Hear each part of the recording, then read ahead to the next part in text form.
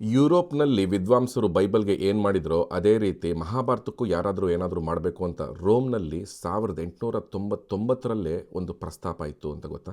ವ್ಯಾಸ ಮಹಾಭಾರತದ್ದು ಒಂದು ವೈಜ್ಞಾನಿಕ ರೀತಿಯಲ್ಲಿ ಸಂಕ್ಷಿಪ್ತ ರೂಪದಲ್ಲಿ ತಂದಿದ್ದಂತಹ ಒಂದು ವ್ಯಾಸ ಮಹಾಭಾರತ ಅನ್ನೋ ಪುಸ್ತಕ ಇದೆ ಅಂತ ಗೊತ್ತಾ. ಅಷ್ಟೆಲ್ಲ ಯಾಕೆ, ಸ್ವತಂತ್ರ ಸಂಗ್ರಾಮ ನಡಿಬೇಕಾದ್ರೆ ವ್ಯಾಸ ಮಹಾಭಾರತನ ಸಂಕ್ಷಿಪ್ತವಾಗಿ ತರುವ ರೀತಿಯಲ್ಲಿ ಒಂದು ದೊಡ್ಡ ತಪಸ್ಸೆ ನಡೀತಾ ಇತ್ತು ಅಂತ ಗೊತ್ತಾ. ಅದೆಲ್ಲ ಇವತ್ತು ಮಾತಾಡೋಣ. ನಮಸ್ಕಾರ. ಇದು 1899 ರೋಮ್. ಅಲ್ಲಿ ಒಬ್ಬ ವಿದ್ವಾಂಸರು, ಆಸ್ಟ್ರಿಯನ್ ವಿದ್ವಾಂಸರು, ಭಾರತದವರು ಅಲ್ಲ, ಈ ಮಾತು ಹೇಳ್ತಾರೆ. ಯುರೋಪ್ನಲ್ಲಿ ಬೈಬಲ್ಗೆ ವಿದ್ವಾಂಸರೆಲ್ಲ ಸೇರಿ ಏನು ಮಾಡಿದ್ರೋ ಅದೇ ರೀತಿ ಮಹಾಭಾರತಕ್ಕೂ ಯಾರಾದರೂ ಮಾಡಬೇಕು ಅಂದರೆ ಏನರ್ಥ. ಆ ಬೈಬಲ್ದು ಬೇರೆ ಬೇರೆ ವರ್ಷನ್ಸು ಯುರೋಪ್ನಲ್ಲಿ ಬೇರೆ ಭಾಷೆಯಲ್ಲಿ ಸ್ಪ್ರೆಡ್ ಆಗಿತ್ತು. ಸೊ ಅದನ್ನೆಲ್ಲ ಸೇರಿಸಿ ಒಂದು ಸಂಕ್ಷಿಪ್ತ ಬೈಬಲ್ ರೂಪ ಅಂತ ತಂದರು.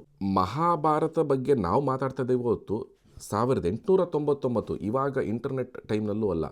ಮಹಾಭಾರತದ ವ್ಯಾಪ್ತಿ ಹೇಗಿತ್ತು ಅಂತಂದರೆ, ರೋಮ್ನಲ್ಲಿ ಯಾವುದೋ ಆಸ್ಟ್ರಿಯನ್ ವಿದ್ವಾಂಸ, ಅರೆ ಬೈಬಲ್ಗೆ ಈ ಥರ ಮಾಡಿದ್ದೀವಿ, ಮಹಾಭಾರತದ್ದು ಇಷ್ಟೊಂದು ಕಥೆಗಳಿದೆ, ಮಹಾಭಾರತಕ್ಕೂ ಈ ಥರ ಒಂದು ಸಂಕ್ಷಿಪ್ತ ರೂಪ ತರಬೇಕು ಅನ್ನೋ ಪ್ರಸ್ತಾಪ ಇಟ್ಟರು. ಅದಕ್ಕೆ ಎಷ್ಟೋ ಕಷ್ಟಪಟ್ಟರು, ಆದರೆ ಅದು ಆಗಲಿಲ್ಲ. Fast forward to 1919 April 1, Pune Bhandarkar research ಇನ್ಸ್ಟಿಟ್ಯೂಟ್ನಲ್ಲಿ ವ್ಯಾಸ ಮಹಾಭಾರತದ ಒಂದು ಸಂಕ್ಷಿಪ್ತ ರೂಪನ ತರೋದಕ್ಕೆ, ಅದು ವೈಜ್ಞಾನಿಕ ರೀತಿಯಲ್ಲಿ ತರೋದಕ್ಕೆ ಒಂದು ಪ್ರಯತ್ನ ಶುರುವಾಯಿತು. ಅದು 1919 ಏಪ್ರಿಲ್ 1 ಅಂದರೆ 1919 ಏಪ್ರಿಲ್ 1 ಅಂದರೆ ಜಸ್ಟ್ 2 ವಾರದ ನಂತರ 300 ಕಿಲೋಮೀಟರ್ ದೂರದಲ್ಲಿ ಜಲಿಯನ್ ವಾಲಾಬಾಗ್ ನಡೆಯುತ್ತೆ. ನಾನು ಯಾಕೆ ಇದನ್ನು ಪ್ಯಾರಲಲ್ ಆಗಿ ಹೇಳ್ತಾ ಇದ್ದೀನಿ ಅಂತಂದರೆ, ಒಂದು ಕಡೆ ಇಡೀ ದೇಶ ಹೊತ್ತಿ ಉರಿತಾ ಇದೆ. We are in the precipice of freedom struggle. ಅದೇ ರೀತಿ ಇಲ್ಲಿ ನಮ್ಮ ಒಂದು ಮಹಾಭಾರತ, ನಮ್ಮ ಒಂದು ಹಿಸ್ಟ್ರಿ, ನಮ್ಮ ಕಲ್ಚರ್, ಅದರ ಒಂದು ಸಂಕ್ಷಿಪ್ತ ರೂಪ ತರೋದಕ್ಕೆ ಒಂದು ತಪಸ್ಸೆ ನಡೀತಿತ್ತು. ಈಗ ನಾವು ಏನಾದರೂ ಕೆಲಸ ಮಾಡಬೇಕಾದ್ರೆ ಈಗಲೂ ಯಾವುದಾದ್ರೂ ರಿಸರ್ಚ್ ಇನ್ಸ್ಟಿಟ್ಯೂಟ್ ಅವರು ಏನಾದರೂ ಒಂದು ರಿಸರ್ಚ್ ಸ್ಟಾರ್ಟ್ ಮಾಡಬೇಕಾದ್ರೆ what is the outcome, what is the profit, ಎಲ್ಲಿ ದುಡ್ಡು ತರ್ಬೋದು, ಎಷ್ಟು ವರ್ಷ ನಡೆಯುತ್ತೆ ಅನ್ನೋದನ್ನು ಈಗಲೇ ಅಷ್ಟು ಕಷ್ಟ ಇದೆ. ಅಂಥದ್ರಲ್ಲಿ 1919ರಲ್ಲಿ ಶುರು ಮಾಡಿದ್ದ ಕೆಲಸ ಅದು. ಮುಂದಕ್ಕೆ ಹೇಳ್ತೀನಿ ಇದು ಎಷ್ಟು ವರ್ಷ ನಡೆಯುತ್ತೆ ಅಂತ. 47 ವರ್ಷ ನಡೀತು. ಅದು 1919 ಶುರುವಾದ್ರೂ ಈಸಿಯಾಗಿ ನಡೀಲಿಲ್ಲ. ಅದು ಎಷ್ಟೋ ಸ್ಟ್ರಗಲ್ಸು, ಎಷ್ಟೋ ಹರ್ಡಲ್ಸು. ನಂತರ 1925ರಲ್ಲಿ ವಿಷ್ಣು ಸೀತಾರಾಮ್ ಸುಖತ್ಕರ್ ಅನ್ನೋರು ಚೀಫ್ ಎಡಿಟರ್ ಆಗಿ ಒಂದು ಪೊಸಿಷನ್ ತಗೋತಾರೆ. ಇವಾಗ ಇದಕ್ಕೆ ಒಂದು ಮೊಮೆಂಟಮ್ ಬರುತ್ತೆ. ಇಲ್ಲಿ ನಾವು ಮಹಾಭಾರತದ್ದು ರಿಸರ್ಚು ಅಂತಂದರೆ ಈಗ ಹೇಳೋ ಥರ ಇಂಟರ್ನೆಟ್ಟಲ್ಲಿ, ವಾಟ್ಸಪ್ಪಲ್ಲಿ ನಡೆಯುವಂಥ ರಿಸರ್ಚ್ಗಳಲ್ಲ. ಈಗ ನಮಗೇನಾದರೂ ಒಂದು ಕಾಪಿ ಬೇಕು, ಒಂದು ನೋಟ್ಸ್ ಬೇಕು, ಒಂದು ರಿಸರ್ಚ್ ಬೇಕು ಅಂದರೆ ಏನು ಹೇಳ್ತೀವಿ, ಯಾರಿಗಾದ್ರೂ ಫ್ರೆಂಡಿಗೆ ಫೋನ್ ಮಾಡಿ, ಅಲ್ಲಿ ಲೈಬ್ರರಿಲಿ ಒಂದು ಕಾಪಿ ಇದ್ರೆ ತಗಪ್ಪ, ಒಂದು ಫೋಟೋ ತೆಗೆದು ಕಳಿಸಪ್ಪ, ಸ್ಕ್ಯಾನ್ ಮಾಡಿ ಕಳಿಸಪ್ಪ ಅಂತ ಹೇಳ್ತೀವಿ. 1919, 1920, 1930 ಫೋನ್ಗಳಿಲ್ಲ, ಲೆಟರ್ಗಳಿಲ್ಲ. ಅಷ್ಟೆಲ್ಲ ಯಾಕೆ?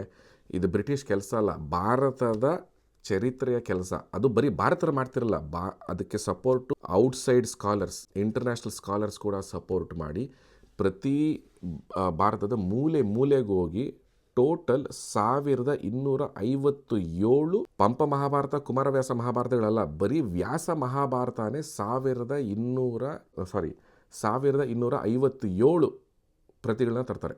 ಅದು ಒಂದೊಂದು ದೇವನಾಗರಿ ಲಿಪಿನಲ್ಲಿರುತ್ತೆ, ಇನ್ನೊಂದು ಬೇರೆ ಡೆಕ್ಕನ್ ದಕ್ಷಿಣ ಲಿಪಿನಲ್ಲಿರುತ್ತೆ, ಒಂದು ಹಳೆಗನ್ನಡದಲ್ಲಿರುತ್ತೆ. ಅಂಥ ಎಲ್ಲ ಪ್ರತಿಗಳನ್ನ ತಂದು ಅದರಲ್ಲಿ ಯಾವುದು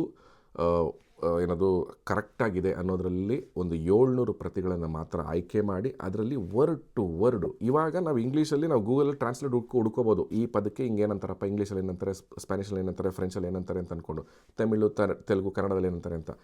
ಆಗ ಆ ಥರ ಇಲ್ವಲ್ಲ. ಈಗ ನಾವು ಒಂದು ಬುಕ್ಕು ಕರ್ನಾಟಕದಿಂದ ತಂದುಬಿಟ್ರೆ ಅದನ್ನೇ ಎಕ್ಸ್ಪ್ಲೇನ್ ಮಾಡೋನು ಬೇಕಲ್ಲ. ಈಗ ಕರ್ನಾಟಕದಲ್ಲ ಒಬ್ಬನೇ, ಓಕೆ ಈ ಬುಕ್ಕು ನೀನು ಕನ್ನಡ ಓದಕ್ಕೆ ಬರುತ್ತೇನಪ್ಪ ಅಂತ ಅವನ್ನ ಕರ್ಕೊಂಬಂದರೆ, ಕನ್ನಡ ಲಿಪಿ ಓದೋನ್ನ, ಅವನಿಗೆ ಹಿಂದಿನೂ ಬರಬೇಕು.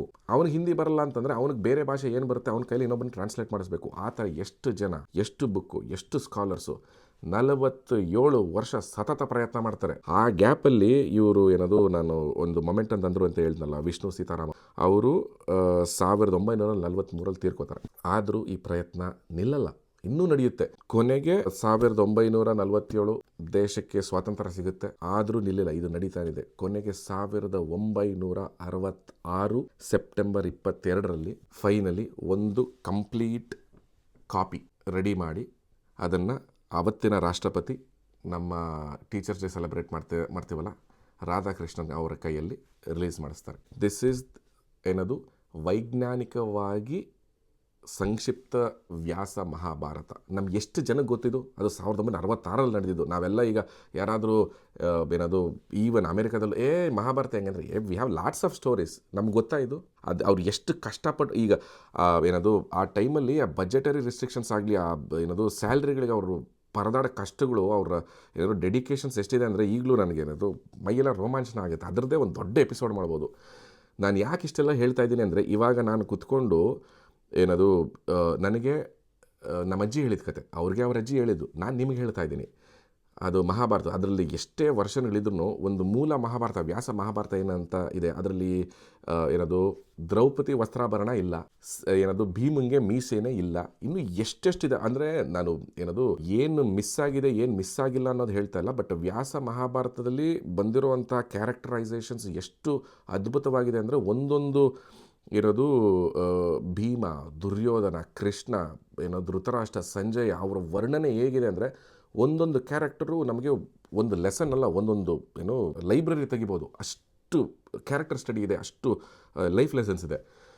ಸೊ ಈಗ ಇಷ್ಟೆಲ್ಲ ಹೇಳ್ತಾ ಇದ್ದೀವಲ್ಲ, ಇದೆಲ್ಲ ನಾನು ಈಗ ನನಗೇನಕ್ಕಪ್ಪ ಹೇಳ್ತೀಯ ಅಂತಂದರೆ, ಈಗ ನಾವು ಕೇಳಿದ ಕತೆ ಏನೋ ನನಗೆ ನಮ್ಮ ಅಜ್ಜಿ ಹೇಳಿದ್ರು, ಅವ್ರಿಗೆ ಅವ್ರ ಅಜ್ಜಿ ಹೇಳಿದ್ರು.